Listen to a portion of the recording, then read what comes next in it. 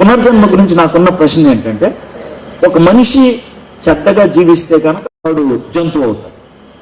ఈ లోకంలో పాపం బాగా ఎక్కువైపోతుంది.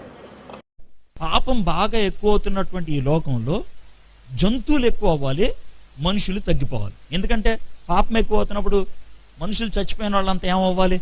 జంతువులు అవ్వాలి. కానీ మీరు ప్రపంచాన్ని చూడండి, ప్రపంచంలో కష్టపడి ఆపేది ఏంటంటే మనుషుల్ని పెరగడం, కష్టపడి చేసేది ఏంటంటే జంతువులు అంతరించిపోకుండా ఉంటాం.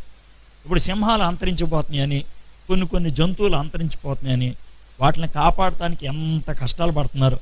కొన్ని జంతువుని చంపితే ఎంత శిక్ష గవర్నమెంట్ వాళ్ళు పెడుతున్నారంటే, రే జంతువుని చంపామంటే నిన్ను చంపేస్తా అన్న శిక్ష పెడుతున్నారు. ఎందుకంటే జంతువులకి అంత విలువ ఇస్తున్నారు మనిషి కంటే ఎక్కువగా. అది వాళ్ళు చేసేటువంటి పని. అయితే ఒకవేళ పునర్జన్మ రైట్ అయితే దీనికి ఏం జవాబు చెప్తారు? మనుషులు ఎందుకు పెరుగుతున్నారు, జంతువులు ఎందుకు తగ్గిపోతుంది? ఇది మొదటిది. రెండోది, ఇప్పుడు నేను మనిషిని సార్, నాకు నీతి న్యాయం అనేది ఉంటుంది, తప్పు ఒప్పు అనేది ఉంటుంది, దాంట్లో ఎటువంటి అనుమానం లేదు.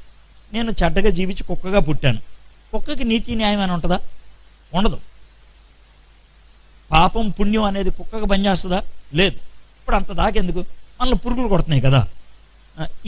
ఈ పురుగు మనం కొడతాం పాపమా పుణ్యమా? దాన్ని ఇలా పెట్టి చంపేశాం కదా, అది చచ్చిపోయిన తర్వాత ఏమవుద్ది? దాన్ని ఎట్లాగా నిర్ధారిస్తారు? వీటికి జవాబు లేదు. ఎందుకంటే వ్యక్తిత్వం, మానవత్వం, నైతికత్వం అనేవి మనిషికి ఒక్కడికే వర్తిస్తుంది.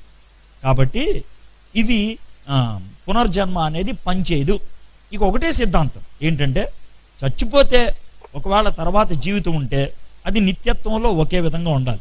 నా పేరు ఎడ్వర్డ్ విలియం, నిత్యత్వంలో కూడా నాది అదే, నా ఉనికి అదే, నా గుర్తింపు అదే, నా వ్యక్తిత్వం అదే, నన్ను అదే చూస్తారు.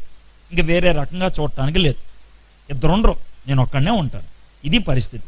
అయితే ఆ జీవితం ఎక్కడ ఉంటుంది? ఇది మనం ఆలోచించాల్సినటువంటి విషయం.